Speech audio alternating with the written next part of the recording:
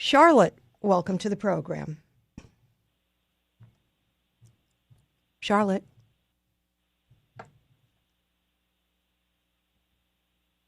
Three, two. Can you hear me? There you go. Now I can hear you.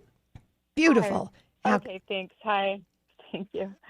How can I hi, Dr. help? Laura. We spoke a few weeks ago about being late all the time. I called you. I was always Yes. late, and you told me it's a power thing. And I was like thinking about it over this period of time that from then until now, Mm-hmm. and it like brought up old memories from my childhood, and like about my mom, my brother, my sister would like gang up on me and bully me about saying how the mailman dropped me off at home or with them and that they weren't my real family. And like they would say that to me like all the time.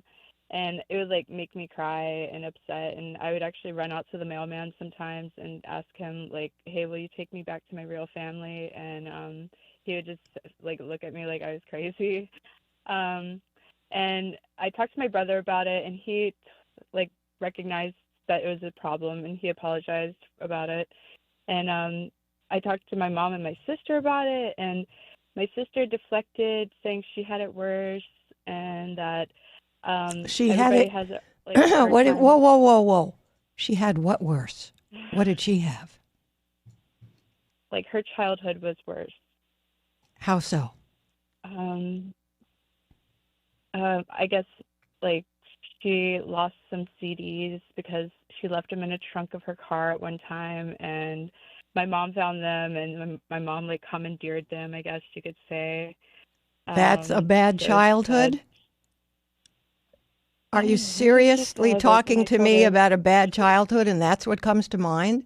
That an adult that left was her CDs in the trunk and mom took them away? That's a bad childhood. that was Okay. that was her bad childhood, not mine.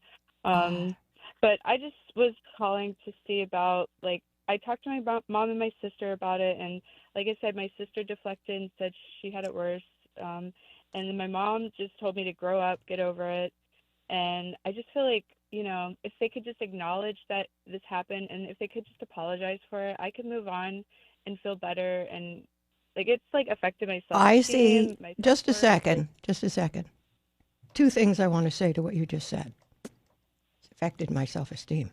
One, you actually need people to apologize before you can move on in life. Think about what you just said. That's nuts. That's nuts. I am just going to stay in this depressed, unhappy, angry, hurt state until somebody apologizes. Holy cow, woman. Number two, when you can objectively stand back and realize people behaved badly toward you and thought it was just funny that you're going to abdicate your self-esteem? Other people behave badly, so I'm going to drop my self-esteem at my feet? What? If you wake up stiff, find your hair just isn't what it used to be, or that your nails are becoming thin and brittle, a nutrition gap could be the culprit. Collagen is the protein that keeps our bones dense, joints cushioned, and skin firm. After age 30, our bodies produce 1 to 2% less collagen every year. By 60, most people have lost half their collagen, and it's nearly impossible to get it back through diet alone because it lives in the parts of the animal we don't eat. Bones, cartilage, and tendons. All right, Native Path is a clean, grass-fed type 1 and 3 collagen that dissolves completely in coffee or water. No taste, no clumping. Thousands of Native Path customers report less joint pain, stronger nails, younger looking skin, better sleep, and even improved bone density scans. To try Native Path risk-free with a 365-day money-back guarantee, head to getnativepath.com/Dr. Laura. That's getnativepath.com/Dr. Laura. what do you think about like the inner child? Do you believe in that? Like, Do you subscribe to that concept? Why don't you answer my questions instead of taking me on a psychobabble trip? Okay, I see now. Like when I was growing up, it was like all throughout my childhood. I didn't feel like I was a part of the family. I'm just gonna. There's a joke thing that I saw on that was terrible and telling. This guy is sitting in the therapist's office, he's a psychiatrist. He's on the couch, she's on a chair, turned the other way, they can't see each other, and he's going about his childhood. And he's crying, and she gives him tissues, and then when he wants some feedback from her, she does this awful thing of, this is what you look like. Oh, I guess my childhood was so bad, and everything was so terrible, and I'm so miserable. And, this was to be funny. And I partially thought it was funny, and the other part, it was cruel. On the other hand, that's all he was doing, was whining about yesterday. You're 36 years old.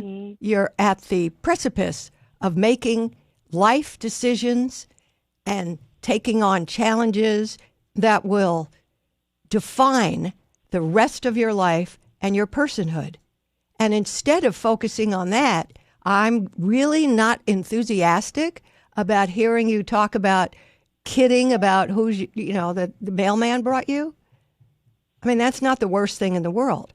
Raping you would have been. Telling you you're a pig and I wish you had died and I should have aborted you. People call and tell me some really grim things. So people being sarcastically annoying, not caring if they hurt each other, and then they don't want to take any responsibility. Between your brother, your sister, and your mother, 1/3 of them said sorry. If you're going to wait for everybody to take responsibility when they don't want to, before you have self-esteem, you might as well hide under your bed until you're dead.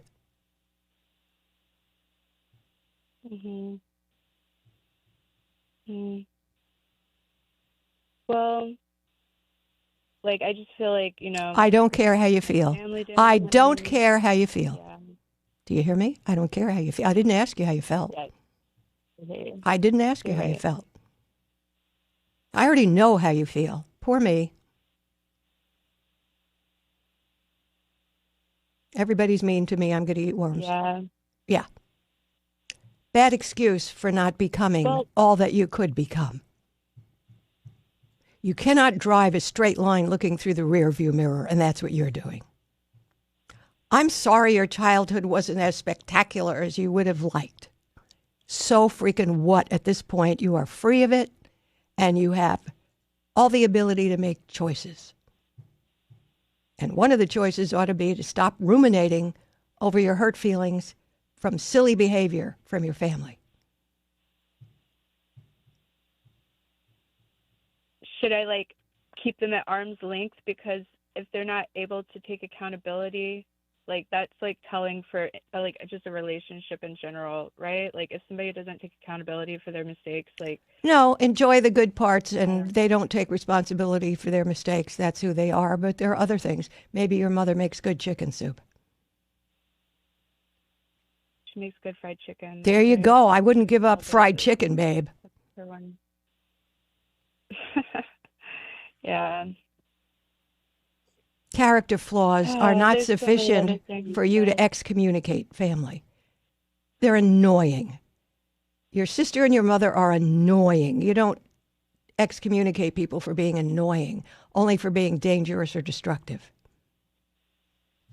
Okay. That's good to know the reasons to do that. They're just annoying. All right. You can handle that. You're a woman enough to handle that. And don't ever say out loud again, or even to yourself, oh, because they're not saying sorry, they're hurting my self-esteem.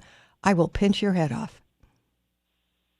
Oh, well, I don't mean them not apologizing hurt my self-esteem. I mean what they said, growing up, making me feel like I was not welcome, and they would treat me your interpretation is not feeling welcome. Theirs is they had fun being smartasses. My brother acknowledge what I said. So that's like the point. Okay, that I'm I was done with trying to you. make, I like, don't want to hear about your past anymore. okay, I don't want to hear it. all right, And you shouldn't want to either. okay, I understand. Aren't you done Yeah, with that yet? You've analyzed it. yeah, You've I'm done. I've agonized moved over past it. it. Enough is enough. Come on. You have an All important right, decision to all make right. before the end of the week. What is it? Whether or not I'm going to move on in my life and do bigger and better things, or stay stuck in this like childhood trauma that's like really minuscule comparatively Yes, to it other is. people's. Let's not call it trauma. Let's call it childhood annoyance. You have a sick family and they liked You made picking me on cry what a they lot, thought Laura. was the Dr. weakest Laura. person. Did you hear me? You have a sick family and they enjoyed picking on who was the weakest person because it was fun. And it made them feel more self-esteem, including your mother. However, she makes good fried chicken. Don't miss out on that. My number, 1-800-375-2872. What's my prescription for better, stronger, happier relationships? Easy. It's the all-new Dr. Laura podcast, featuring a morning monologue by yours truly and a call of the day handpicked by me. Listen daily and get a dose of my preaching, teaching, and nagging at drlaura.com or on the SiriusXM app or wherever you listen to podcasts. It's all good.